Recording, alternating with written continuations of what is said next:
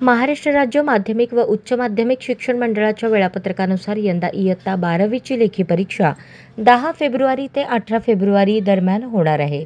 10वीची परीक्षा 20 फेब्रुवारी ते 18 मार्च 2026 दरम्यान पार पडेल। परीक्षेपूर्वी सर्वच केंद्रांची पडताळणी होणार आहे। आता परीक्षा केंद्रावरील प्रत्येक वर्गात सीसीटीव्ही कॅमेरा, त्या शाळेला पक्की संरक्षक भिंत असणे बंधनकारक आहे। 10वी-12वीची परीक्षा कॉपीमुक्त होण्यासाठी यंदा ही सरमिसळ पद्धत असणार आहे। गतवर्षी ज्या परीक्षा केंद्रांवर कॉप्यांचे प्रकार घडले त्यांची मान्यता रद्द केली जाणार आहे। त्यावेळी सर्व केंद्रांवर सीसीटीव्ही कॅमेरे बसवणे वेळेत शक्य नव्हते, त्यामुळे पर्यवेक्षकांचे मोबाईल कॅमेरे सुरू करून त्या निगराणीखाली परीक्षा पार पडली होती।